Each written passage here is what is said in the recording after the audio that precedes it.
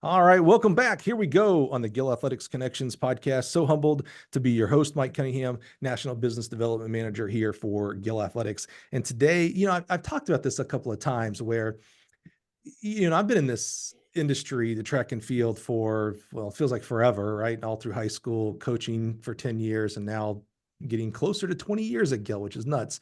So I know a lot of people and I love a lot of people. And so some of the guests that we have here, I've known for 20, sometimes 30 years, and it's awesome. They're good friends, and I still get to learn a lot about them. And then some guests, I have no clue who they are, meaning I don't have a relationship with them. And that's exciting as well. And really excited that that's the case today, because I love learning about new people, new things about people. And I just know this one's going to be, I'm just going to predict this one's going to be a banger. I just know this is going to be great from the pre-interview and stuff. I just think this is going to be awesome. So help me welcome from the Francique Sports and Education. Help me welcome the wise, the wonderful Mr. Alleyne Francique.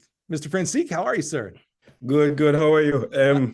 It's great for me to be on your podcast. It's my first podcast, so I'm excited.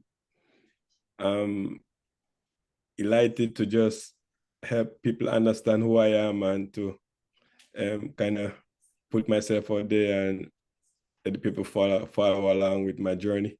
Oh, it's your first podcast. I'll be gentle. But I do want to publicly, now that we're actually recording here, I do want to say thank you. I know you are, you're not a social media person. You're not, this is your first podcast. This is a little bit out of your comfort zone here. So I just appreciate you, the trust in coming on and doing this. I think I think hopefully it'll be really good for you to talk about some stories and people and mentors that maybe you haven't thought about lately. And then also for our listeners and viewers out there to be able to learn another side of a coach and coaching life and how you conduct your business and your life. So again, just grateful for the trust sitting down with us today. Yeah, no problem. But my first question actually has nothing to do with any of that. It's your shirt. Isn't that, you have, if you're watching on YouTube, isn't that like the old school? What is that? I know that from somewhere. What is that? It's on tiger. It's like a Essex, the high end, yeah. The high end of the Essex brand. Yeah. Okay. I knew I'd seen it somewhere and I was like, that's some deep level track. Like we don't see that very much. I love that. That's cool. Very cool. All right, Mr. Alleyne, let's jump into your journey here in track and field and coaching track and field. My favorite question right off the bat is, where does track and field start for you? Well, I want to say it started back in Grenada in primary school. Because if you know a little of Grenada, track and field is one of the the most sport. Like a lot of people do it. We do it from a young age, and if we have track and field, we have soccer, we have cricket. So I grew up running track in primary school, and my mom back then she never wanted me to do it because I was so skinny. She just thought I would running so much I would break my leg or something like that. So that's so mom. I love that. So I want to say it started back from high school and just keep it going from there. So let's paint the picture, because the vast majority of our audience grew up in America. So we know, elementary school, middle school, high school. We know we watch football on the weekends and things like that. Help us paint the picture here in Grenada. It seems like track is a big part of the culture, along with soccer and cricket, you mentioned. Yes. If you're doing that in primary school, is this club that you're doing? Is this like a neighborhood? How do people get involved in track in Grenada? And what are we grow up maybe with heroes like, for my age, Carl Lewis and Leroy Burrell and those guys. Were there people that you looked up to, like, oh, I want to be the next so-and-so from Grenada? Yes, well, growing up in the village, because in Grenada we have villages. Okay. So in my village, we had guys that went to one of the big high school, and which is the high school that I went to we call it the St. Andrews Anglican Secondary School, or we say SAS. So a lot of them ran, and back then I didn't have any TV. So what we do, we have the games we call it the intercall. So that means all the high school come together and have a competition. So when we have the intercall, it's like big. It's big on the island. So I used to listen it on the radio. And we had one of the guys from my village. He went to the high school I went to, SAS. And every time he went to the games, I used to always listen on the radio to see what position he plays, how he do. And so we all gather around the radio just listening the commentary. And, because cricket was my first love. I love cricket. I could play it. I was pretty good at it. And cricket was my first love. I never really got involved into track until later on. But I was listening to, and his name was John Wayne. We used to call him Saxa. So I said, man, I want to be like him. And we have guys like Livingston Nelson. Those guys, he's from another village, but I know villages we are close by. So I said, I want to be like these guys. So that's how I get really involved into track and field. What's the status at this time when you're in the high school side of the coaching? You obviously are way more educated today about what coaching, I hesitate to sometimes say good coaching because there's lots of variables that play into that. But when you're in the high school side and you're being coached, were the coaches, did they even have access to coaching education, or was it like we're just a bunch of cricket players doing track? What was the kind of status of that? No, I don't. They probably had some knowledge about coaching, or they probably did track while growing up, because we have physical education as one of the subjects in high school. So we do physical education. There's a period for it, physical education. And then, so back then you would have times when there is cricket, and times when there is soccer, and times when there is for running. So I think, and even in high school, because we have the thing they call intercall, that when you get selected to represent your high school, and to get selected to go to the intercall is a big deal. Because it's one of the massive. Is that kind of similar? I've never been, but I hear the culture of like the Jamaica high school. Okay, so it's like the whole everybody. This is the big deal. Okay, This is it, and because we have different parishes, so every parish have high schools. So we have the high schools from the capital, because I was from the countryside. Okay. So it was like a rivalry. So my high school used to be a rivalry with with GBSS, and from the capital, St. George's, and I was from St. Andrews. So it's fun. But then you get selected because in high school we call it houses. So I was in yellow house, which was lane house. Okay. So we had yellow, blue, green, and red. So we had 4 houses. So the houses will compete among themselves, and who scored the most points would be the winner. Right. And then so you get selected based on how you do in your sport. So if you're in the top 3 in your event, you might get selected, So that's how it is, yeah.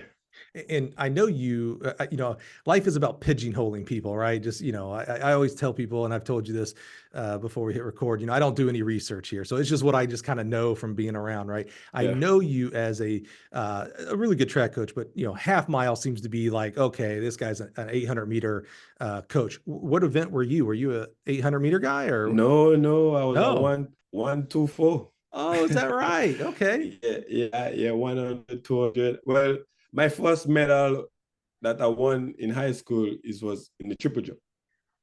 Oh, really? Oh, cool. Yeah, the triple jump. And then, wait. So if you're doing triple jump, mom had to get over the legs breaking thing because okay. Yeah. My first medal I won in the triple jump, and then I expanded to running, I won 100, 200, 400.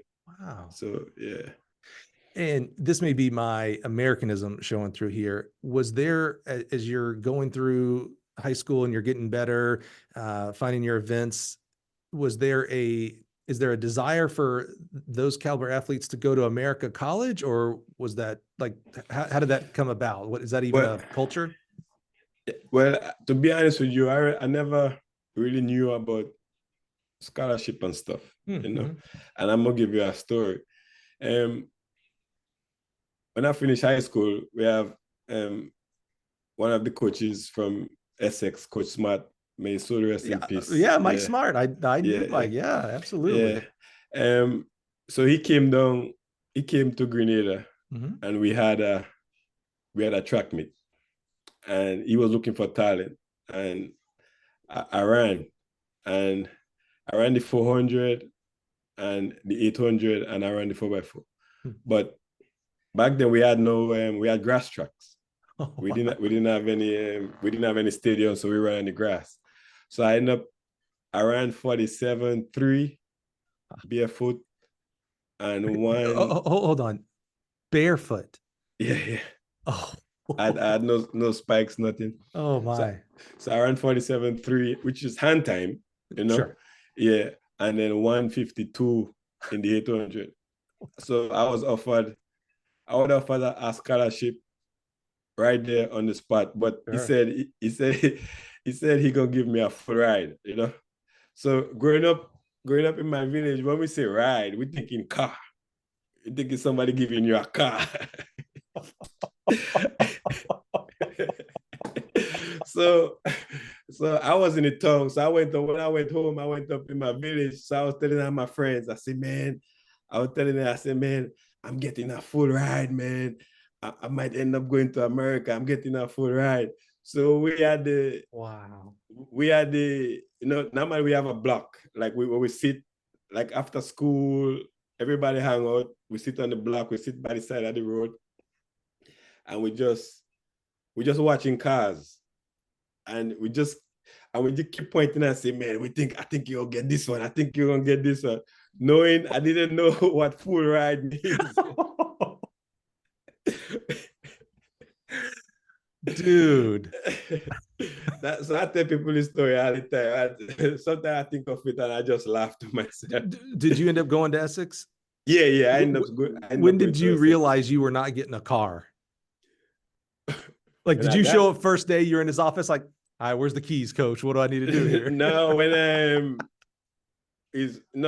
on I kind of figure out, I'm not getting no car. Yeah. When they say full ride, that means they paid for everything. but knowing growing up and not getting exposed, you just on the island and you just with your friends and you never really travel and stuff. And when you talk about the ride, we're thinking about cars and stuff. So yeah. That's really interesting. What that's called is jargon, right? That like a full scholarship, 100% scholarship. The jargon is a full ride. That's, it's just how we say it, right?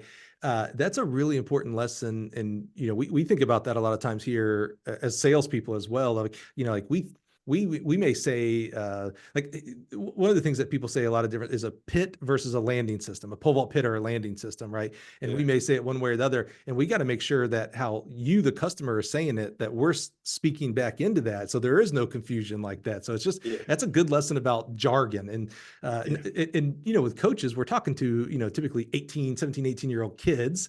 That's easy to misunderstand, so that's really interesting. That's cracks me up. I've never heard that, man. I love that. I could picture you guys all sitting around hanging out like, oh, look at that car. That's the one. That's the one. And I think of it today, and it still cracks me up. That. It still cracks me up. Yeah. So before we get to Essex itself, what thought was there when you're looking at coming to America for colleges, you're looking for your next educational opportunity? What were you thinking about majoring, career? Was coaching at all in the thought process? No, when I left Grenada and I went to New Jersey, to be honest with you, I didn't even know. I know there's running. I know I'm going I'm going to go to junior college to compete and go to classes and compete for the school, and they pay for everything. All I have to do is just pass my classes and compete. So I wasn't thinking beyond that, you know. That's fair. Yeah, I am my associate degree, I was doing accounting, and you know, I was doing pretty well, but you know, balancing the books, sometimes I would miss it by $20. I would miss it by $5, and I just couldn't figure out where to put That's called not being a very good accountant. You know, account receivable, account, you know, all this stuff. So I went from, because all the classes I was taking, it would count. So I switched from accounting to business administration. Yeah. So I got my associate degree in business administration, but most of my friends, because I was in New Jersey, Newark, New Jersey, a lot of my friends was out in Brooklyn. So I would say, okay, after I'm done running, I'm gonna just go over in Brooklyn and be with my friends. But my mom was also in Toronto. So I was thinking I could always move. If it don't work out, I could always move and go be with my mom. Yeah, that makes a lot of sense. You know, it still boggles me whether we're talking about, you know, a kid from Grenada coming up to the States for college, or even a kid from Kansas going to school. You know, we make 17, 18-year-old kids pick a major when they don't even know what tomorrow is. You know, it's really, that's why, and we're learning that, you know, most coaches, when they were looking at colleges, it wasn't because I'm going to be a coach. It was because I'm going to be an accountant, a business owner, a teacher, or whatever. And then coaching, you know, different ways falls into the conversation. Now, I'm curious. I've never been to Essex, but I've been to New Jersey lots and lots of times. I've never been to Grenada, but it sounds like a little bit more tropical down there than what I know of in New Jersey. How did you handle that transition? Well, yeah, Grenada is tropical. We don't get cold. And I think I went to New Jersey in 1998. I came up, Coach Smart picked me up from the airport. My flight got in the nighttime, so I didn't, get the night. So I didn't see the surrounding until, so you go to sleep, and if your first time in America, you can't wait for the morning so you could see. Yeah. If you know where Essex is right downtown Newark. Oh, okay, downtown Newark. Oh, wow. Yeah. Okay. Yeah. So I couldn't wait to get up the next day to go outside and to look around. So I woke up and I had shorts and t-shirt on, and then I went outside, and it was cold, but the sun was out. And I'm growing up in Grenada. When we see the sun, it's supposed to be hot. Right. So I'm looking up in the sky, and I was like, but the sun is out. Why is it cold? So I didn't know you have different change of. For me, everything was just a shock, man. Everything was just a shock. And I went back inside. I think I didn't go because I came in because I was a freshman, and everybody was out. Like my teammates, like they went home, so school didn't even started back yet. Right. So so I stayed inside for probably 2 weeks without even going outside until my roommates came back, and they introduced themselves, and we all get to know each other, and then they start explaining things to me. Yeah, because you had a lot of common brotherhood with Essex 16, right? He had a lot of Jamaican, Caribbean, so there was. Yeah, we had two from St. Vincent and one from Jamaica, and myself, and then we had ladies that was from the islands as well. Right. So assuming that you got shoes to actually start running in, how did junior college go for you? Junior college was was pretty good. That's at first it was very tough because we didn't, even though Essex, we didn't have a track. Right. Like so when we train in the fall, we train on the basketball floor. So Coach Smart would mark out if we're running 400s or we're running 800s, he would mark it out and put cones. And if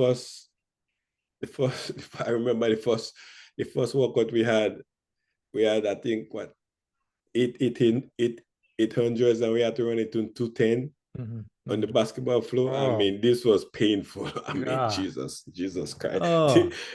Thinking about it now, it hurts. Yeah. And we had this kind of workout, and my body, I wasn't used to it. I wasn't used to running and going around in circles, you know. Right. And so it was tough, but the guys, they talked to me, and Coach Smart kind of guided me through. So it was, you know, it paid out. It paid out in the end. And did you say this was around the 99, 2000 season? In 98. 98, 99. Yeah. Yeah. I coached junior college in 2001. So this is right before I got into junior college, but that was it's tough today too, but that was a tough time in junior college. Barton was the number one at that point for a lot of years, but I mean, all the Kansas junior colleges, that was, and I remember Essex because you guys were always really solid. Always had a solid 4x4. That's always what I remembered. With Essex. We have a good 4x4. One thing we'll have a good 4x4. Always, I remember that. But what I could say about Essex, it made me, I don't want to say it made me tough, because I think I grew up tough. But when I left there, nothing couldn't affect me. Like, I was mentally strong, like the mental toughness, because even though, well, you coach junior college, so we don't have anything. And we take buses to go everywhere. So that it prepared me for the next level. So any homesickness? Well, when I left Grenada, because we had to go from Grenada, we had to go to Puerto Rico and then fly to New Jersey. So the flight from Grenada to Puerto Rico was about 2 hours and 45 minutes. I cried for the 2 hours and 45 minutes. Aww. Because I didn't know what I was getting into. Sure. And I was living on my friends. I was living on my friends back. So I was just sad and just crying, because even growing up with my friends, we were very close, because I was around the same age. Yeah. So everybody we did everything together. So it didn't really, you're going to America, so you're excited. But when you get on the plane and the plane take off, then it really hit you. Reality. You're saying, God damn, I'm gone, And you don't know, you're thinking, you don't know when you're going to see them again. So, yeah. And even things like food. Now, you're in Newark, so maybe there was some cultural food for you there, but yeah, there's a lot of differences. But growing up in Grenada, I never ate meat. I was more a vegetarian. Yeah, so I never really ate no meat. So, and was that a you thing, or is that a culturally in Grenada thing? Well, I want to say, okay. Growing up, my mom left when I was pretty young, so she left when I think I was about 10 years old. She left and migrated to Canada to get a better life for us and for herself. So I grew up with a lot of older guys, and if you call it, a lot of guys that was Rasta, or we call it Rasta, like Bob Marley. Marley stuff. So thank you for Americanizing that for me. Oh, Bob Marley, yeah. So I spent a lot of time with them, and they wouldn't eat salt, and they wouldn't eat no meat. So I grew up in that culture. Yeah, the culture. Yeah. Yeah. Okay. So I kind of follow that, because they tell you it's more healthy. Right. Like you're gonna live longer. Yeah. So that's the kind of life I kind of grew up. Even now, I basically eat more fish and chicken. Like I don't eat any pork.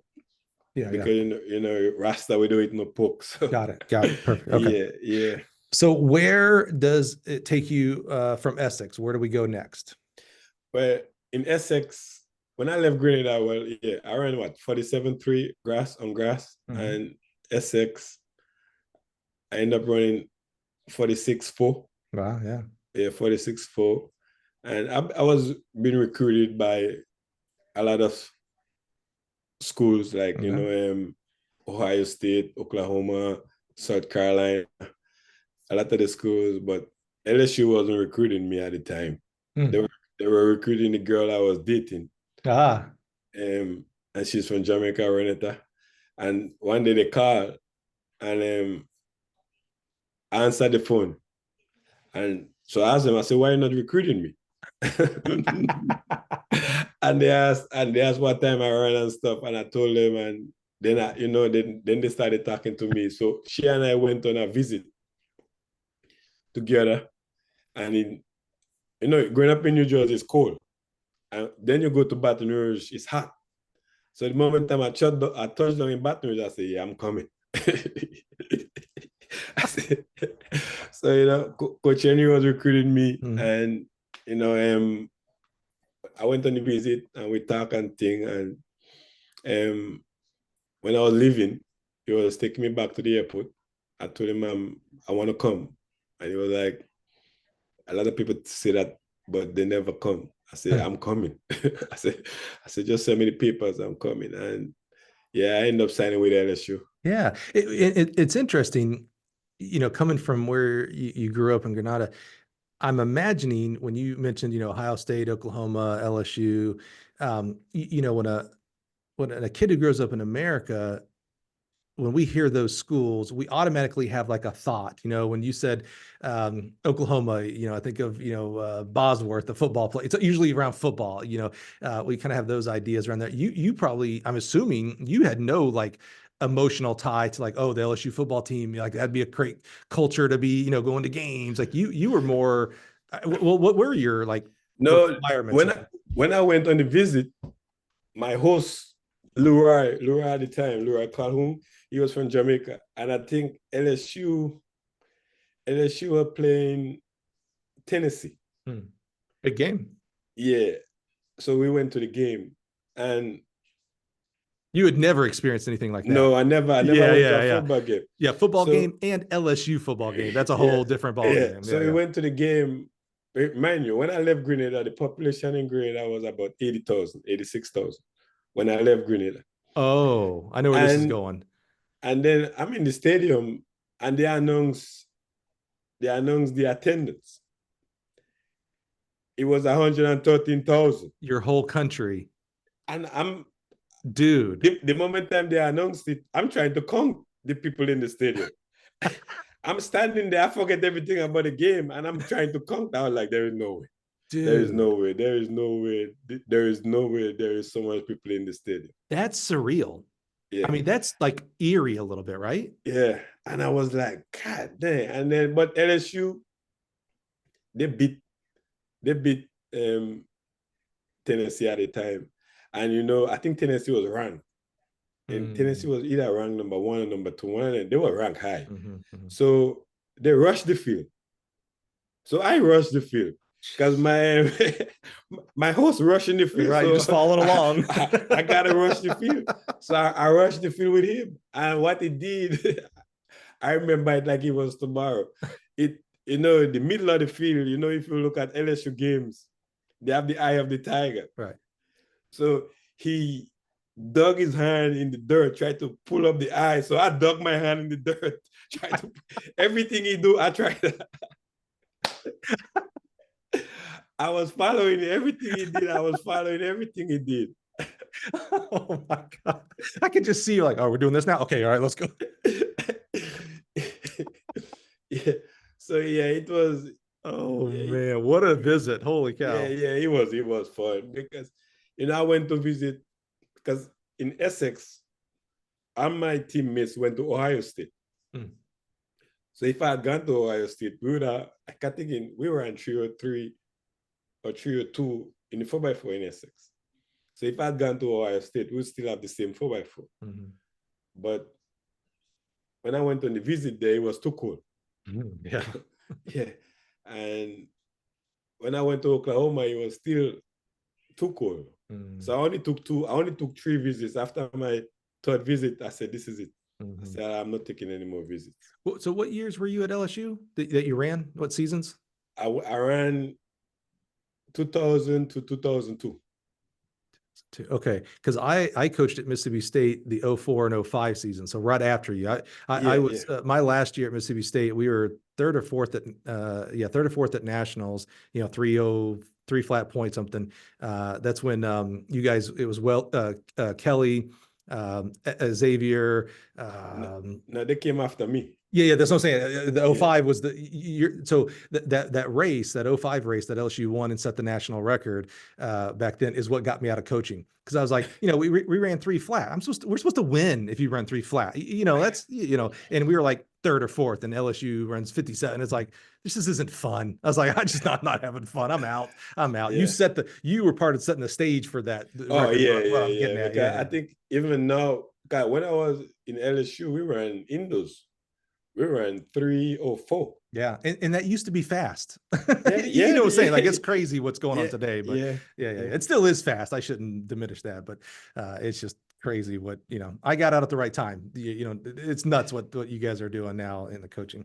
So you're at LSU, and I remember this time. This was much like I talked about in the junior college time, that was kind of Barton's time. They were winning, most of the titles, men and women. This was when LSU was winning a lot of the titles, whether it's SEC or NCAAs.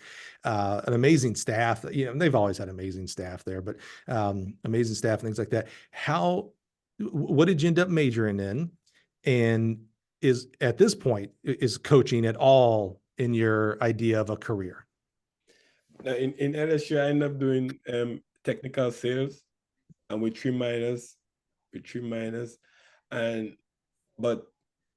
there was nothing to do with any coaching.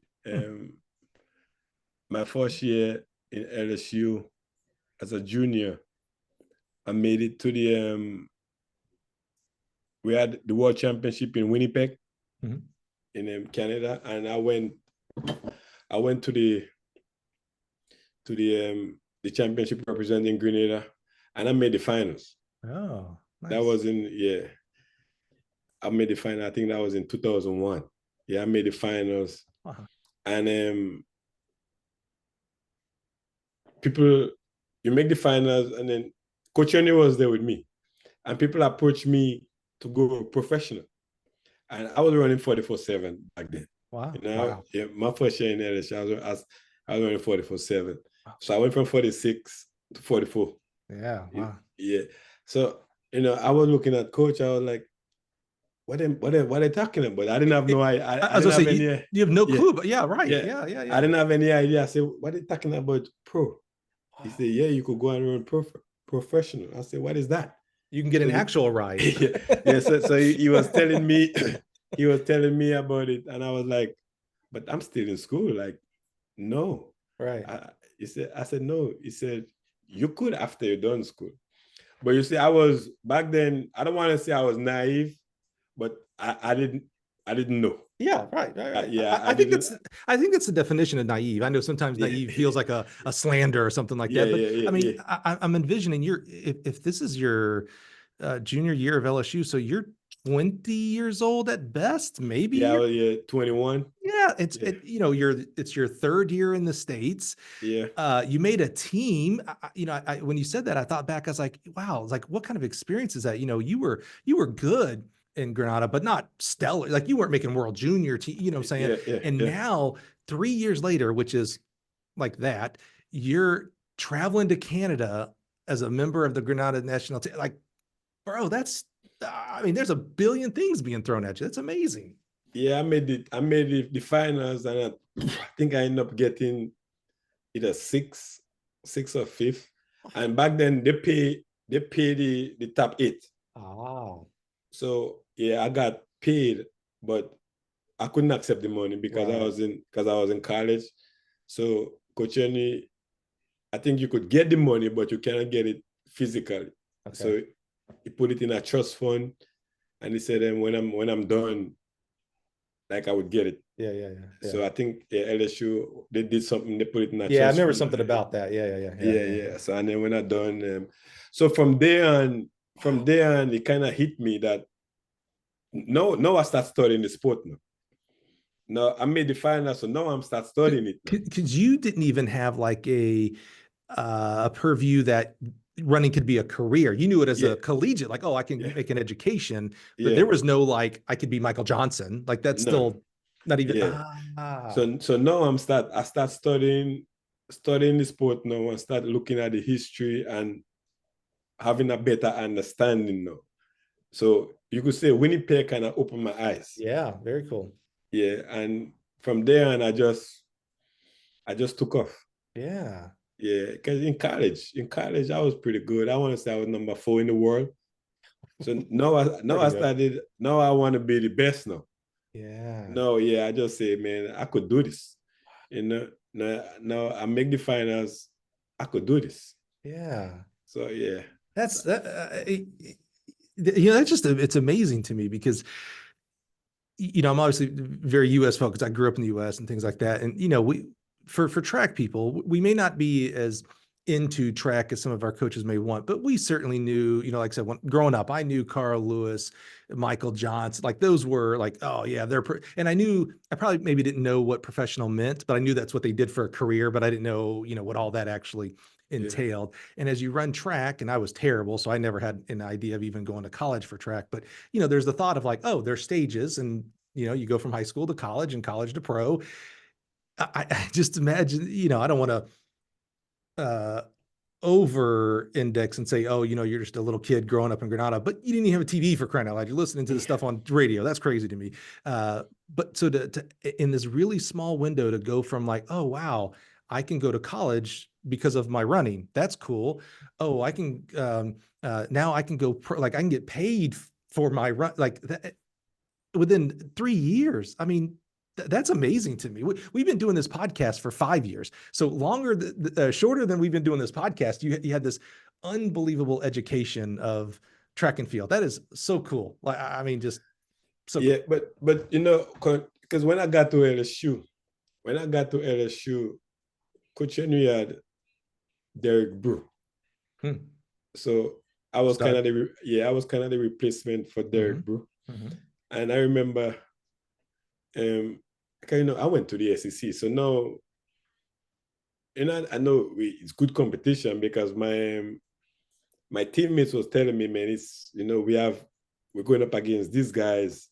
It was the Harvard Moncos and the Gino White and those, oh man, and the Brendan Coates and the Andrew Pierce. So they were telling me about these guys that I don't know. I have no idea who they are. Right. And then I remember we had an indoor meet. We had an indoor meet in LSU. And Auburn came. And Auburn they had a good 4x4. They had Evan Monko, but I didn't know who Evan Monko were. Right. Like, it's my first year. And I anchored Coach Henry was like, when I got there, he was like, I want you to anchor my 4x4. I was like, so then, I said, why me? Because I said, man, I just got you. Like, why you want to put that? So I thought it was somebody else. Because, anchoring the 4x4 is a big deal. Like, if it's especially in the SEC, it's a big deal. Yep. And sometimes people don't want that pressure. So first of all, I didn't want the pressure. Because I was like, man, dang, I just got you. Let me get, Yeah. Let me breathe here, buddy. Yeah. But then when he told me, and then he and I was in the office and we were having a conversation. And he was like, because I just think you're ready for it. I was like, okay. Wow. And so with the Monko, we had the 4x4, and I think when I got the stick, we were fourth, but I ended up running, and I ended up running him down, but we didn't beat him, but we got second. Close the gap. But I ended up, and everybody was hugging me up. So then I was like, what the heck they hugging me up for? Everybody was giving me dabs and stuff, and they were like, good job, good job. But I was like, but we got second. They were like, yeah, but do you know who you run against? Right. They were like, this is Evan Monko. And so probably because I didn't know who he were, I just went after him. Right. Probably if I knew who he was, I might have just back up or whatever. But I didn't ask him, man, heck, no, I'm trying to win. So sometimes So, ignorance is good. yeah. So I think from there on, from that race, I end up getting a lot of respect. And like you could see the guys on the team, even was my first year, the guys on the team kind of look up to me now because of what I did in that one race. Wow. Wow. Yeah. That's amazing. Yeah. Let's do a little fast forward because I want to get into coaching. So I'm assuming after LSU, you ran on the pro circuit for some amount of time. Yeah. Where did, as you were winding down that part of your career, which is still amazing because you had no idea that that was going to be your life in Grenada. That's so awesome. That's so cool. How does coaching come into the picture here? You know, you becoming a coach. Well, you know, when I left LSU, I still remained to train with Coach Henry. But you know, back then, to train, you had to be a volunteer. Right. You had to be a volunteer coach. So Coach Henry made me a volunteer coach. And so I was more helping with the 400-meter runners. So sometimes when he would leave and he would go to the what you call it, the SEC meetings and stuff. Right. So he would leave the team with me. And I think probably, you know, my time in LSU, training,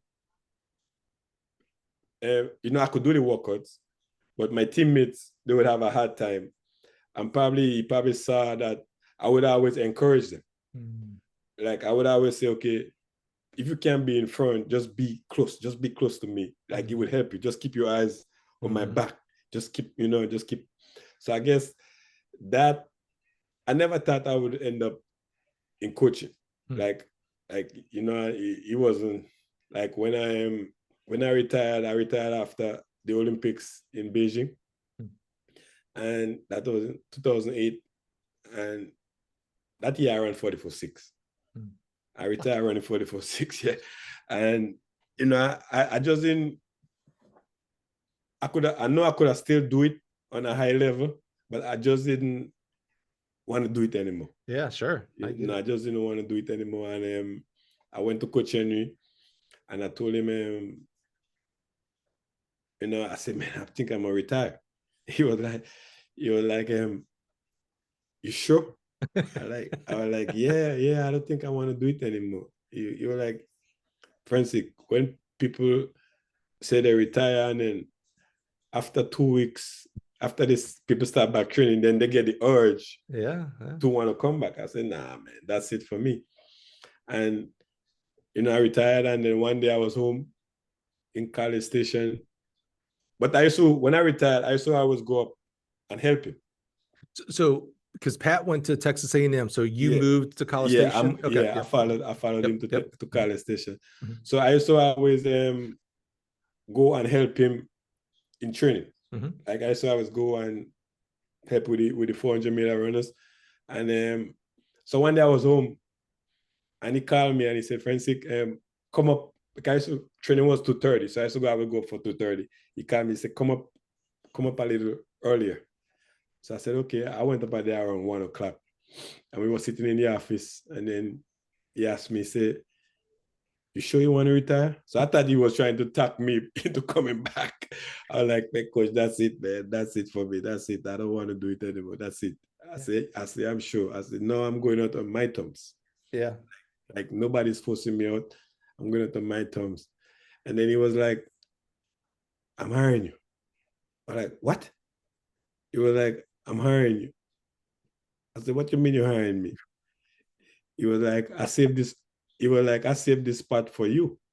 He said, I could have 6 coaches and I was at 5. Right. And I was hoping one day you tell me you want to coach. So I was saving it for you. I was like, I didn't know what to say. I was like, what the heck? What's that mean? Like, yeah. Then I was like, you were like, I said, coach, so you telling me I'm going to be on staff? You were like, yeah, you're going to be one of my assistant coaches. He said, you're going to work with me. I was like, okay. Wow. Then he said, I could only pay you this because this is what I could pay you for. Yeah. And I said, man, listen, It's more than I'm making now. Yeah, I said, I don't care, man. I said, and then that's how I end up in coaching, but I end up working with the 400 meters. I end up my main responsibilities was the 400-meter group and helping him with the 1, 2. So I was more like for the 4 and the 4x4. Right. And the 800, no, we had so many depth in the 400 group. We had even back then our C team could run 303.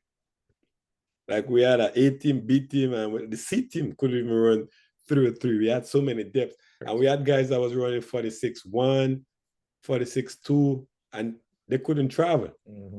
They couldn't get on the bus to travel.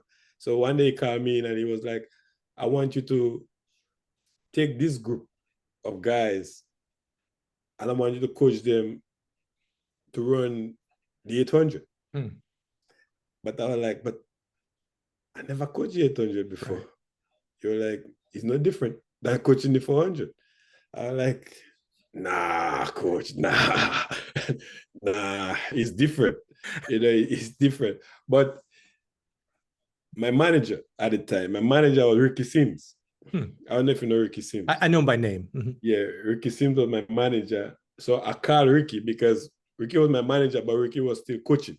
Ricky was coaching some of the Kenyan runners. So I called Ricky and I told Ricky, I said, man, this is, coach, and you give me a project. I call it a project at the time. And what you think, how you think I should go about doing it. Yeah. And we had a conversation and he said, it's no different to running the 400, but now you have to kind of add some mileage onto it. Right. Yeah. And he kind of helped me out with that. And it's just history from there. You know, it's interesting because a question that I love to ask, because it was a big part of my coaching career, was coaching education.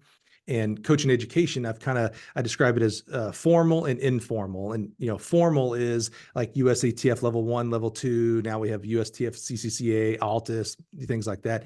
Informal, which is just as important in my opinion, is calling up a Ricky Sims or sitting down with a Coach Henry and be like, all right, cool. What would you do on this kind of day? Well, I was thought about this. Should we do that? You know, that back and forth is just as valuable. So you had someone like Ricky Sims to call up and bounce off ideas. Yeah. But what I like about Coach Henry, and he's one of the most influential people in my life, not because he was my coach, but because of, you know, like I spend a lot of time with him. Like we could say basically the same hobbies. We like looking at houses. when people building houses, we like to go inside the house and just keep looking at stuff. But what I like about him is I never had to look over my shoulder. He never asked me why I'm doing this. He never said you shouldn't do this, you shouldn't do that.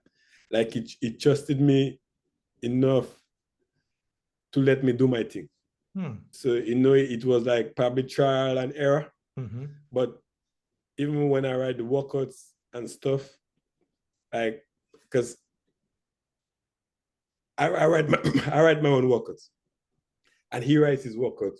So I used to give him a copy of what I'm doing for the week and he give me a copy of what he is doing for the week. So if we have somebody that runs the 800 that could run on the 4x4, so we're on the same page. So it gave me that freedom to just be myself and go out there and just work with the kids. And he never questioned why are you doing this? You shouldn't do this. You shouldn't do that. And he never write any workouts for me. He just let me do my thing, and which I really appreciate him for putting that trust in me. Yeah. And I think that kind of made me the person I am today. Yeah, that's interesting. You know, obviously I know Coach Henry this much compared to you. I've worked with him when we hosted NCAAs at his place. And so, you know, we're putting in equipment and things like that. And he's my experience with him, and I love, this is not a knock at all on Coach Henry. You know, Pat is a legacy in our sport for coaching. He's very exacting. Like I remember things about when we were putting in equipment. Like I remember this stuck out to me. We had everything set up, it was the day before practice started or whatnot. And he's in the middle of the field, and I just go up and I just wanted to check to make sure he felt all good about everything. Right. And he goes, yeah, he goes, you see this right here? And it was just a little platform. It wasn't it was for the trumpeter to do the national anthem. And now, so I was kind of puzzled because I'm like, it has nothing to do with me, but he's like, you see this right here? And I was like, yes, sir. He's like, yeah, we need to make sure we get a skirt around it, because otherwise it looks kind of ugly. And I just want to make sure. And I just remember being struck, like how, this guy, he's also trying to win the national title, by the way. He did, by the way, they won the men's title. He's 24 hours away from starting the war that is NCAA championship at his place that he's hosting. And he still had the mind of everything needs to be perfect, that he was thinking about where the bugler was going to be for the national. Like that just struck me of like, oh, this guy, he's a time management guru, an operational, like everything has to be in its place. So I would have, if you would have asked me, hey, how do you think Pat treated me? I'm like, oh, well, dude, well, you're a rookie coach. It's one thing to be an athlete and then coach. That's not a automatic transition. I would have thought like, under his thumbprint of watching every workout, hey, do this work. Like it would have been more micromanaging, and then lengthen it out as you prove yourself. Now it's your group, but you're saying from the get-go, he had trust of that's really like that. There's a leadership lesson there. Yeah. He just let me do my thing. And people used to ask me all the time. People ask me all the time today, like, man, like what kind of person is Pat? And I tell them, and they look at me like, really? Yeah. Like, yeah. They were like, no. I said, yeah. I said, the thing about it, the thing what you all don't understand. You all don't know the man. I know him. Right. You all only know him outside. In the heat of battle. When he had the NCAA championship, or he had the US championship, getting his athletes ready. But you all don't know who the man is. I know who he is. Great point. I've said it, and it affected my life when this coach told me this statement. It was George Williams from formerly of St. Augustine's. If you're not in the huddle, you don't know the play. You're in Pat Henry's huddle. We're on the outside, so here's what we see, and then there's reality of actually being in the huddle and knowing the man, the way it operates. Yeah, it's great insight. I do love that. It makes me think that if Alleyne is telling this story, then there are others who have similar stories of like, oh yeah, he trusts me. He put me in charge of this. And did you still feel, because it's always interesting to me when a coach who was an athlete works for the coach, or even works with the coach who was their coach. So Pat coached you, and now you're working with Pat. Because there's deference, right? As an athlete, you're like, oh, it's coach. He tells me to jump off the bridge. I'll do it because that's going to make me run faster. And now you get, and he's the head coach, so it's not equal, but you're closer to equal business stature here. Was there any, from your side, as you're learning, he's giving you such responsibility. It's quite amazing. Was there any like, imposter syndrome, fear, like, I don't want to mess up. Is this how Pat would do it? Or did you just full bore? And if I make a mistake, I feel like he's got my back no matter what. No, I am, because that's what he told me. Like, don't be scared to make mistakes, Francique. You will make mistakes. Don't be scared. So I never was worried about making a mistake. And I assume you had to have had that kind of experience as an athlete for him as well. Like you made a mistake and it was like, well, he didn't cut me off the team. I learned and moved on. Well,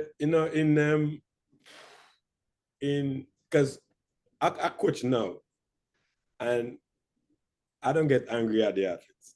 I don't cuss at them. I don't use obscene. Because my coach never did that for me. So I don't do that to my athletes. But I demand perfection. I would be, okay, we we have to come through in 21-1.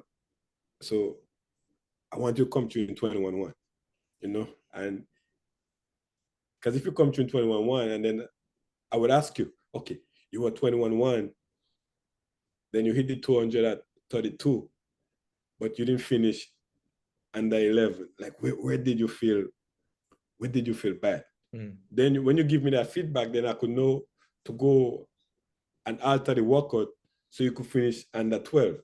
But if you don't come through in the 21-1, I can't make any. Yeah, you're guessing. Yeah. So that makes sense. He said, Francique, we have to come through in 21-1 to 21-3. And I think my time competing for him, I think I don't want to say it's a mistake, because I never look at it as mistakes, but I want to say it was on me. The Olympic semi-final in 2004, I don't want to say I was too confident, but I got into the finals when I should have won my semi-final. I got into the finals based on time. But I had the race, I won the race, but I shut it down. You come out and you just shut it down, you had it. And then two guys just came and nipped me on the line. And, I was the favorite to win at that games. And I came in fourth. And then I went back to the warm-up area, and he never cussed at me. He never fussed at me.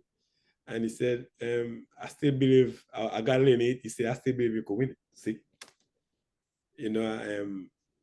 I still believe you could win. So I was like, okay, let's go. So I love that proof. He always give me the confidence that I could do anything. Yeah. That's why I always wanted to, like, even competing for him in college, like, I don't say we never really failed. We always successful, because of the way, coming from Essex and then going to LSU and then sitting in the team meetings and listening to him speak, man, it just gets you pumped, man. It just gets you like you want to go out there and just go to war. Really? Go to war for him. So yeah, that kind of I think, me competing for him, but I was more on the macho side as an athlete and as a student athlete, like going to classes, I never party, I never drink, you know what I'm saying? So I was more on the macho side, so I never really get into trouble. Right. It was always more about, I just wanted to do well. Yeah. And coming from Grenada, they always tell you, if you don't pass your classes, if you fail or whatever, and you don't stay above the 12 credit, like once you fail a class, you mess up your visa, your student visa. So you're always trying to be, you don't want to mess up, you don't want to fail. Yeah. So I think that him looking at me that way, never making a mistake, I was doing everything right. I think that kind of transferred to my coaching. So he always said, okay, well, you do it as an athlete and you do it this way, And yeah, it was just fun working for him. It was just fun. I enjoyed. Sometimes we used to, the 4x4, I used to hate losing the 4x4. I hate it. I used to hate it. And I remember one time we had Fred, Malik. We had a pretty good team. The team was great. But we couldn't beat Florida. And Florida had Najee Glass and Hugh Graham and those guys, Gino Hall, and then we couldn't beat them. And I was like, I started thinking to myself, I said, man, we could match up with them. Why we cannot beat them? So one day I went to him and I started thinking. I went to him and I said, because we used to anchor Fred. We were anchoring Fred. And we were running Malik first. So I went to him and I said, man, coach, I said, I have an idea. You're like, what? I said, man, let's run Fred first. I'm talking about indoors. I said, let's run Fred first. You're like, what you mean? I say, let's run Fred first. You're like, so then I give him my reasoning. He said, okay. He said, let me think about it. But then I tell him, I say, let's not do it yet. Let's wait. He said, what you mean? I said, let's do it at a national meet. And then at the national meet, we run Fred first. No, we run Fred first. So what year is this? When Fred was in, I think I want to say, I left A&M in 18. So I want to say in 17. Was this at home? No, we were in Arkansas. We had a national championship in Arkansas. Because that story I told about Pat with the Nationals, you guys won. You were there because I distinctly remember now. This memory just came up when it was all over. I remember you running across the track high stepping. It was just a vision I had. I literally that memory just hit me. I was like, oh, wait a minute. I remember this. Yeah, Molik at anchor. Yeah. Mm-hmm. So he said, why you want to do it that way? I said, because Fred will give us a lead. I said, we just have to put the pressure on Fred to give us 15-meter lead. Yeah. I said, once we get 15-meter lead, they're not running us down. He said, okay. And so when we did it, they couldn't adjust. It was too late. And then we just killed them, man. Wow. So that was that. Working with him, I would have ideas and I would run the ideas by him. And he would say, okay. Yeah, that's actually really, first of all, it's a testament to both of you. If you told that story and said, but Pat said, hey, Alleyne, appreciate that. I've won a few 4x4s. It's Fred. We're going to stick to the way it is. Everybody would be like, oh yeah, okay. Makes it, Pat's the man. Yeah, I get it. That he was able to listen to his staff and make that and take that risk at nationals, for crying out loud, to take that risk. But also a testament to you that you can speak truth to power, that you weren't just like, oh man, this is a crazy idea. I can't tell. That's my coach, man. I can't tell him that you were like, hey, I'm gonna risk it. I'm gonna risk looking foolish. I'm going to give him my suggestion and my reasoning. That was important too, not just, some willy-nilly, I drew it up on the chalkboard. I actually have reasoning behind it. That's a testament to you of like that leadership that you showed back as an athlete as well. That's an amazing story. Yeah, but that's the trust you have in us as a staff though. We didn't, we had a great staff too. Yeah. Trust is that's the right word there. Absolutely. Yeah. Absolutely. I believe, especially in situations like this, that when you get into coaching from kind of the background that you came from, that you still have an out. What I mean by that is after year 1, year 2, year 3, because you're a smart individual, your experiences continue to grow as far as like what other job opportunities and things like that may be in America or back home and things like that, that you still have an out that after 3 years, oh, you know what, I enjoyed it, but I bought a business back in Grenada and now I run a whatever, how many seasons did it take before it was like, oh yeah, I'm no longer Alleyne Francique, the athlete. I'm Coach Francique. When do you remember? Can you kind of remember, feel like when it was like, yep, this is now, I'm 30 or however old you were. When I'm 60, this is what I'm going to be doing. Do you remember that feeling? Yeah. Well, when I left A&M, I got the scholarship from the IOC. Like it was 32 Olympians. And so we had to interview for that scholarship to go and do your master's in sports ethics and integrity. Oh, wow. So when I left A&M, I went to study in Europe. I spent 2 years doing a master's in sports ethics and integrity. Wow. Yeah, 6 different countries. Yeah. So wow. But when I left A&M, we had moved to San Jose. But when Fred, I was helping coach with Fred in college because Fred was more 400-meter runners. But when Fred left, he had went to Altus Oh, is that right? I didn't know that. Yeah, in Arizona. Mm-hmm. But he wasn't doing as well as he wanted. So he reached out to me and he wanted me to coach him. But I had just gotten a scholarship to go and study. And it's free. You get into do your master's. It's the IOC paying for it. Nothing is coming out of your pocket. So I told him, I didn't want to coach. I said, man, I'm about to go study. So I don't think I could coach and write a master's. That seemed to be a hard decision, though. Yeah. I mean, it's Fred Curley, for crying out loud, right? Yeah. Write a thesis.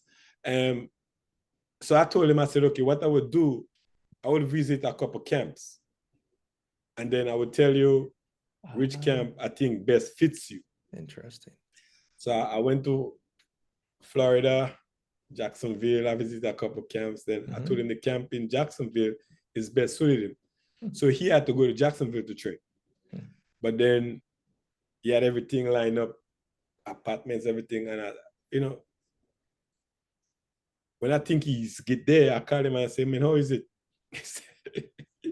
He said, man, I'm not good. I was like, what?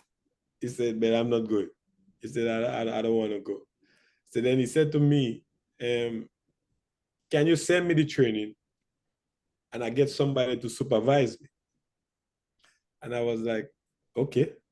So I was sending him the training and he had Joey out in, so he was in Arizona, but sometimes you go to Miami and Joey would supervise him. And so then when he would come to Europe, I would meet, because I'm in Europe, I would meet up with him. I would meet up with him and we would go to the track meets and stuff. Right.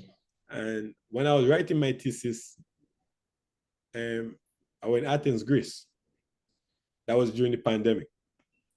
Nobody was traveling. Nobody couldn't, because when the pandemic hit, I was in Belgium, but I had to go to Greece to write my thesis because that's where my mentor was. And so Fred ended up in Greece. I don't know how the heck he ended up in Greece, but he ended up in Greece during the pandemic. So while I was writing my thesis, he was there with me. Oh, wow. Yeah, so we were training and getting ready and stuff. And then after I graduated and stuff with my master's, I couldn't do anything because, I have a master's degree in sport ethics and integrity. I'm an integrity officer. I could go, find job in the integrity business with sports. But administration, big time. Yeah, I said, nah, man, I want to coach. My calling is coaching. I like the teaching aspect of it. Yeah, I like the competition. I like trying to prove yourself. I like coming up against the best. Like I enjoyed coming up against Michael Norman.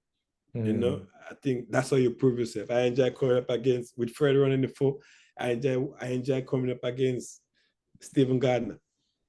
You don't want to back down. You don't want to back down from the competition. You're not competing, but you have somebody with the same mentality, and you want to get the best out of them. So you don't want to back down. So I like it. I like the aspect of it. And when Fred decided he wants to run the 100, that make it more fun. Because people were doubting us. When we made the decision, I was coaching him to break the world record in the 4. And we were going to the trials to run the 4. Then he said, man, I want to run the 100. I was like, what? He said, I want to run. I was like, nah. I said, nah. And then, but we decided to do it. I remember we getting there in Eugene for the trials. And when you touch down, when we at the airport, so people know who we are now. So people looking at you and they're not saying it to your face, but the way they're looking at you, they're calling you stupid. Yep. They say, look at those throwing fools. it all away. look at those fools, So with that, because I know Fred. I recruited Fred. I Right. know him pretty well. Right. So I had no doubt. I had no doubt. Hmm. I had no doubt that he could have pulled it up. But I told him, I said, man, listen, I'm gonna be honest with you. It's either we look like geniuses or we look stupid. But I'm with you 100%. I say Wow. if we look like geniuses, I'm with you. If we look stupid, I'm with you. I said, let's go.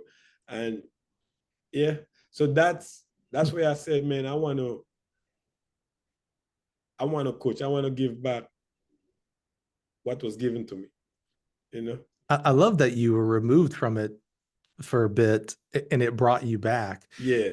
You know, my experience with athletics, athletes, and coaches, as it relates to coaching, you know, when you're an athlete, it's a very selfish pursuit. And that's not a you know, sometimes we think of selfish being negative, but you know, like when you were an athlete, everything Coach Smart and Coach Henry would say to you, you were internalizing to how I can be faster. Okay. What, you know, they're telling me to do this, that, how can I be faster?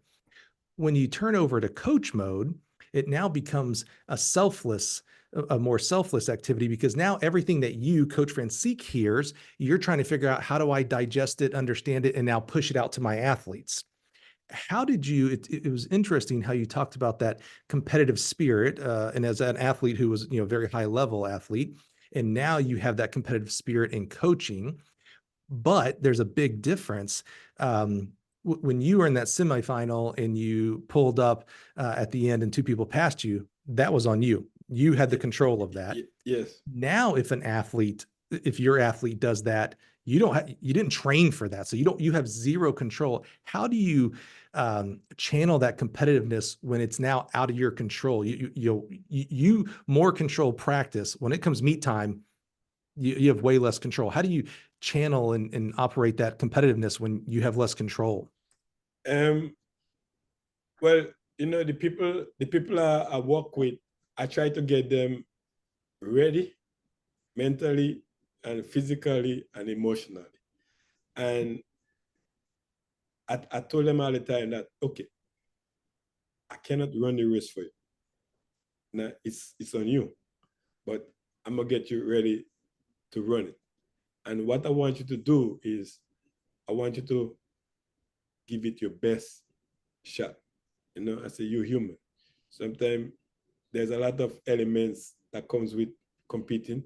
Sometimes people get nervous, people get overconfident, you know. But the most important thing is execution.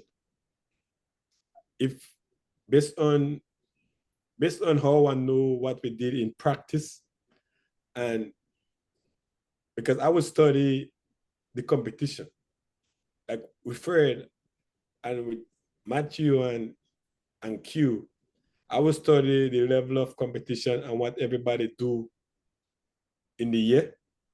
And I would tell them, okay, we could make the team. We could make the final based on what everybody do. If you do this, if you run your best, you will make the final. And so I just, you know, I kind of use my experience, and because I don't get nervous. Like even when they compete now, and sometimes they look at me and they say, "You're not nervous?" I'm like, "No." And I think that does kind of help them, Sure. because I don't get nervous. So then they say, "Okay, well, if you're not nervous, that means okay, I'm ready. I'm ready to go." So yeah, I kind of use my experience, because, you know, I don't want to say I never really get nervous, but I always focus on me, and I always let them try to focus on them. Just all you could do is control what you can do. Right. Like, you know, if you could run, like with Quanera, I said, if you could run 49, you run 49. Like if you're not ready to run 49, you're not gonna run 49. Like but if you could run 50.1, you run the 50.1. Let's focus on what you can do and just block out all the outside noises and the outside influence. Just do what you could do. So I don't put pressure on them. You know, I don't say, man, we need to win, we need to do this, we need to do that. You know, I don't put any pressure. And I think once you put pressure, it's a lot. So I just try to make it, you're doing this because you love it. Mhm. You know, you're running track because you love it. Nobody forcing you to do it. You're coming out there every day. You're doing the training. It's tough training, and you're doing it. So you're doing it because you love it. Just go there and have fun. Yeah, it's interesting. You know, my advocacy is to the track coach. I love the athletes. You know, they're the entertainment. If I can pour into coaches, then I feel like I'm helping athletes.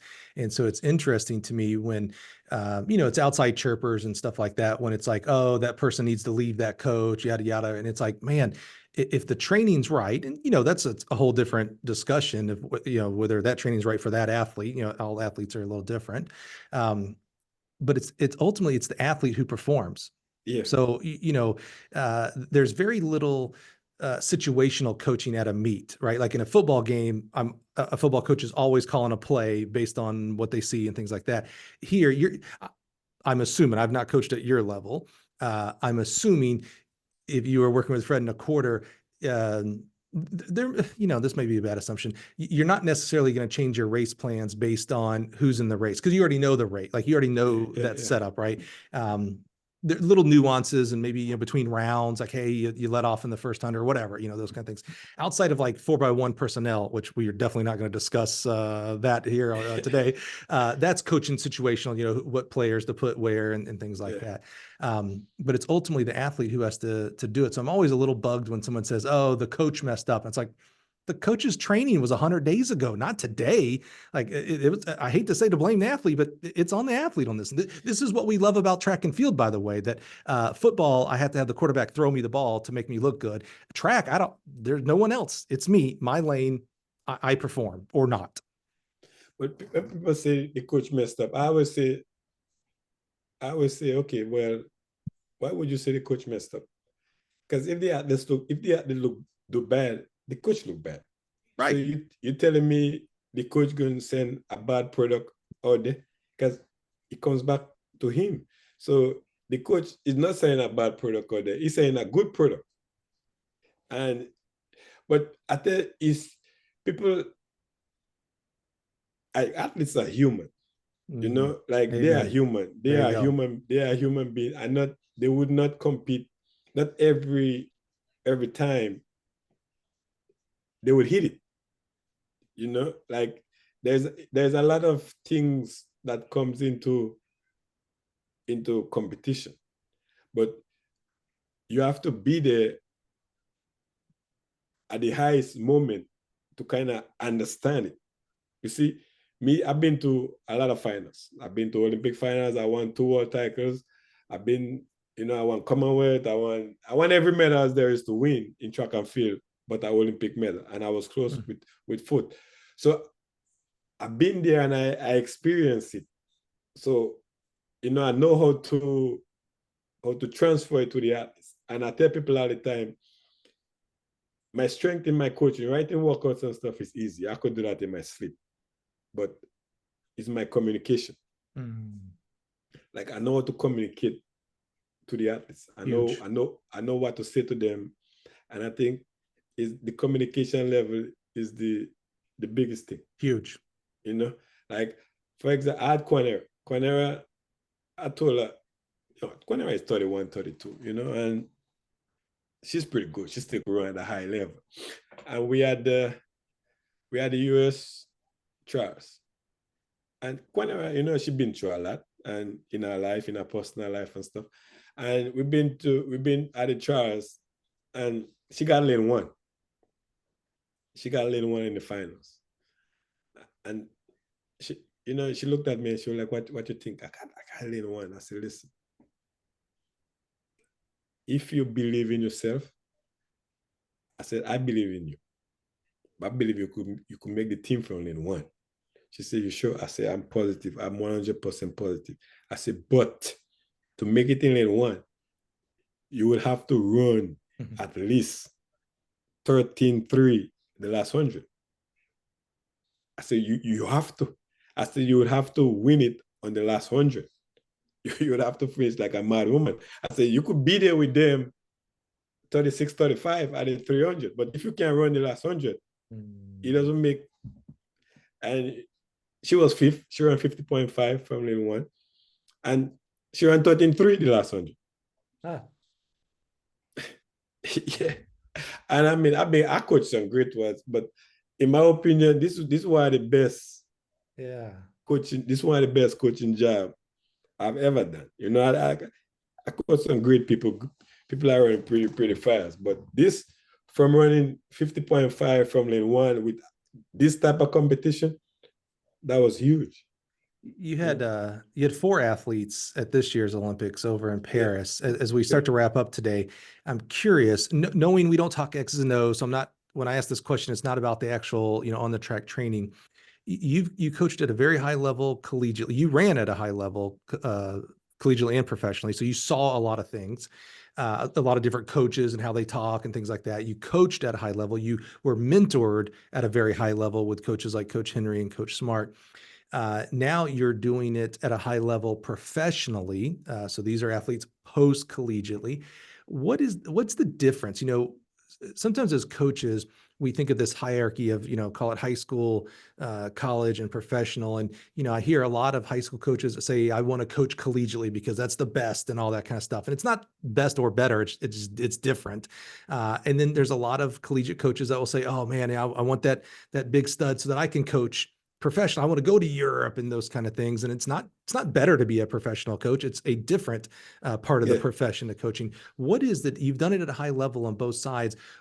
Talk us through what the difference is coaching a post-collegiate, someone who's trying to get to the Olympics and gets to the Olympics versus a high level, they're trying to win NCAAs and things like that.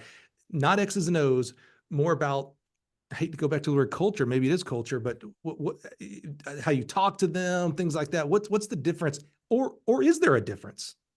Well, in college, now you're trying to get them in. It's not only about running, but it's about your academics too. So you're trying to get them for the next level.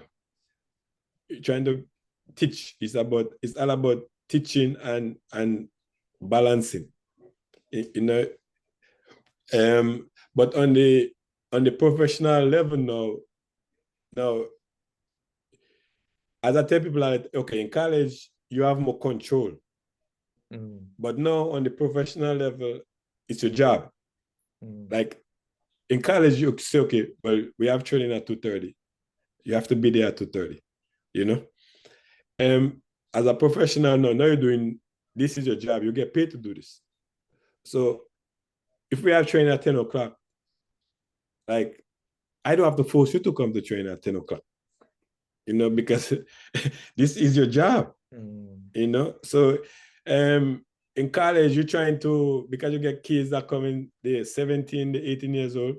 So they're not as mature, but now you're trying to educate them on how to balance the academics with the running, with the personal life. You're trying to kind of teach them how to balance everything. Because now they leave home, they might be staying with their parents. Now they leave home and they come to you. Right. So now they're looking up to you to guide them now. But as the professional aspect, now, for me, I don't have to force you to do anything on the professional level. You have to want to do it. I'm just out there. Like if we have a training session, like I tell people all the time, training is like it's like a ladder. Step, we go into phases, and so if we come today and I said, okay, we have 3 250s, and you got to run 20, you got to run 28, 27, 26, and we got 6 minutes between. Like, you have to be able to do it. Because based on what you do this week, dictate what you do next week. But it's like in college, I enjoy college when I was coaching in college because, we had, I don't want to say we had the power, but we could teach. But now I think it's just different. I think it's different than when you and I coach in college. I think the student athletes have more power now. And like even, I can tell people all the time, I say, college, when I was coaching in college, if I have to do a block start with a female athlete, I never stood behind her. I always stood to the side. Because I don't want nobody to say I was looking at the board or doing this, So it's different now. And, Coach Henry, I talk to him all the time, probably once a week or twice a week. He will call and we will talk. And he will say, Sikh is just different. It's just different now because we don't have the kids dictate what they want to do. They could say, they're not training today, and you have to know how to talk to them, like if you talk to them in a certain way, they might say, oh, you put too much pressure on me to win. So it's different because I have opportunities to get back into college. People call all the time. People call me all the time and want to gauge my interest. But I say, my coaching style, because, I know. And it's not like I'm a push the athletes, but if we're in 4 minutes recovery, there's a reason why you have 4 minutes. And as an athlete, all the trick because you did it. When you look at your watch and you see you are 350 and you untie your list and then you time it back then to get an extra 30 seconds. So and you say, nah, man, we gotta get on the line. We gotta go. So you have to know how to say it in college, because if you say it too harsh, then people think you're putting too much pressure. So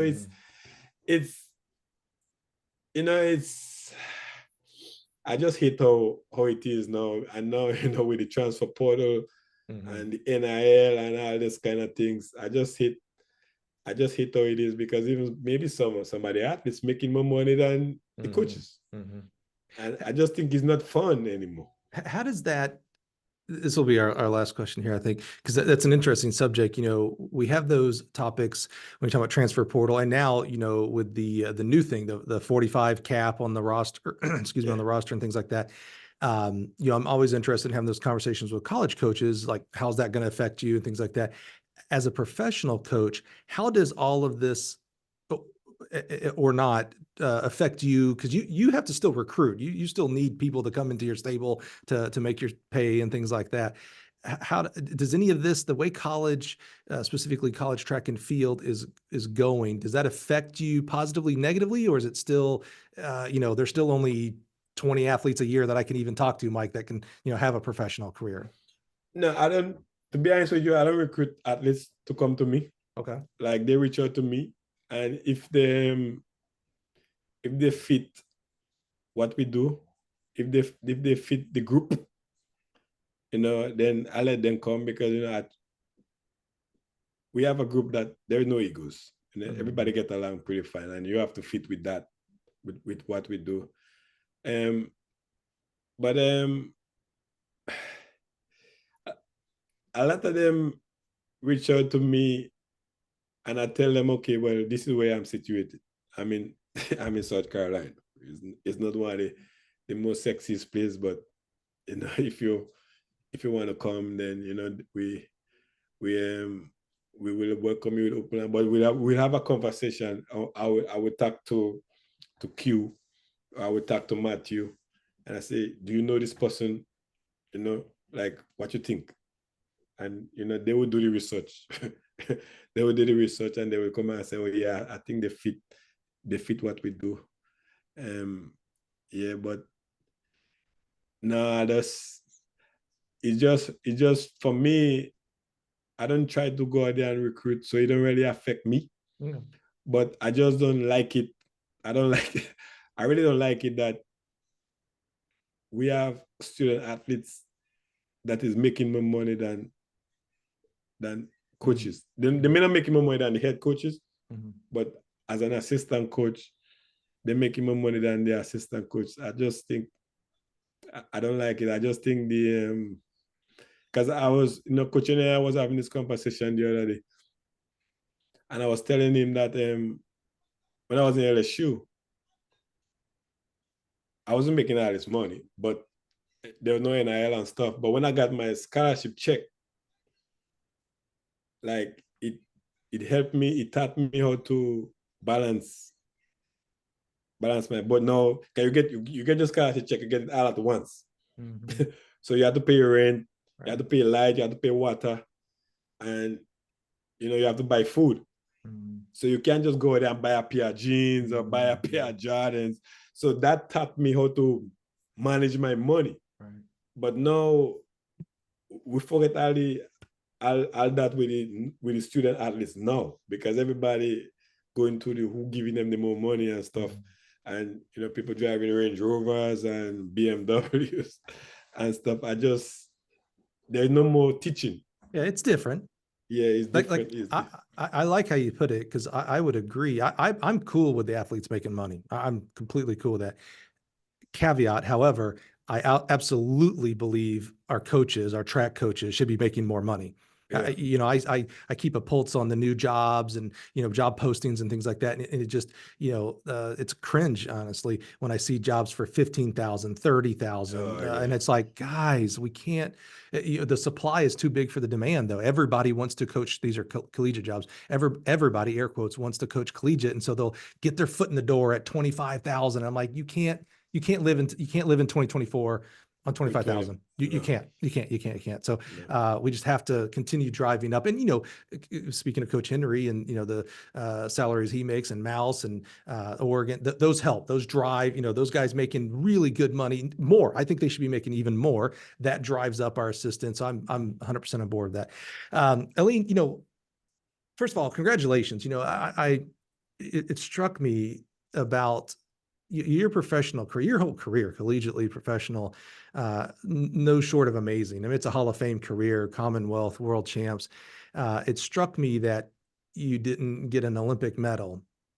However, what is super interesting, makes me super proud, makes me really see you in a light of wholeness here, continuation, is you coached an Olympic gold medalist this year. You may have had other Olympic medalists we didn't even talk about, but I know we talked specifically about Grenada in the 4x4. That's a part of your legacy, my friend. I know you didn't personally do it as an athlete, and I know learning as much of a competitor as you are, I'm sure that still grates you a little bit. I could see that. But man, you now taking all those things that people poured into you and taking that, now pouring it out into athletes, you're helping people like Grenada to not have that story that you have of, man, I ran really well and didn't get an Olympic medal. You've taken that story off for her and given her an amazing legacy. And that, my friend, is a part of your legacy. And I just want to make sure you know that. Yeah. Well, I enjoy coaching. I enjoy the teaching aspect of it. I could say, I don't know if there is anybody out there. There's none that I know of. And if you probably know, and you probably might tell me, I'm proud of what I did as a coach. I could tell people I coach at the US trials, I coach someone to win the 100, to win the 200, to win the 400. Yeah. And to win the 800. Oh, yeah. Oh. I had Fred won the 100.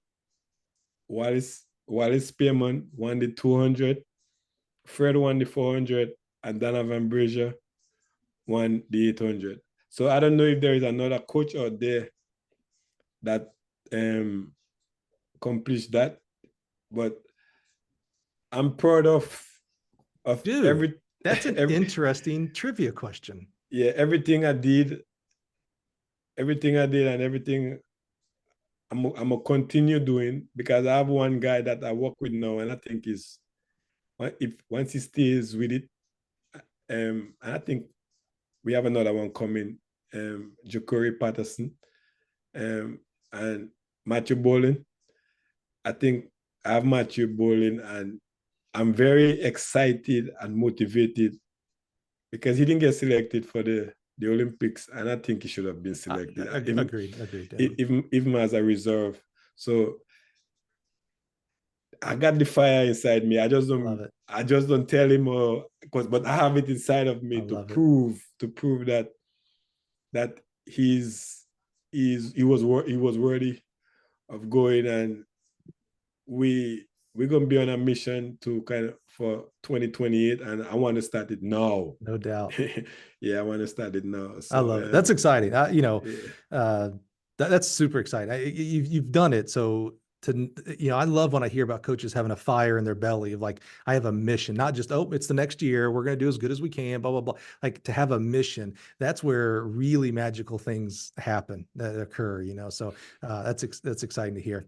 Alleyne, you are not a social media guy. You are not this is your first podcast. You did awesome, my friend. Your journey, what super, super interesting. There is a young coach listening right now that hears this story and is now understands that there's a path for them to become a professional coach or a college coach or a great high school coach. Those are all parts of the pyramid that we need to make Olympic champions. So I'm just so grateful for you, man. The most valuable thing you can ever give me is your time. So I'm so grateful for your time.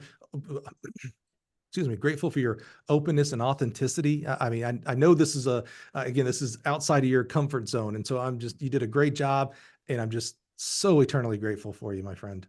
Yeah, well, I want to say thank you for giving me the opportunity to share my story and to kind of put me out there a little bit. Yeah, maybe someone will know who you are now. Yeah. Well, my friend, your journey is important, and I am humbled that you'd allow me to share it to the world out there. So I'm very grateful. All right, thank you, guys and gals. Thank you for being here. I told you this was going to be a banger. It's always amazing to see people come from humble beginning. Listening to sports on a radio. That's and he's not that old. He's actually a little bit younger than I am. It was a little embarrassing here. Up to world champs and Olympics and lessons learned, and now pouring into the next generation, the guys and gals that you see at Paris and you'll see in LA. That's the guys and gals he's working with, and that fire in the belly, boy. I tell you what, if you're a competitor of one of his athletes, I'd be concerned. You better get your own fire in your belly with your coach, because these guys are coming. So thanks for joining us this week. Join us next week. We'll have more fun then. All right. Thanks, guys. All right.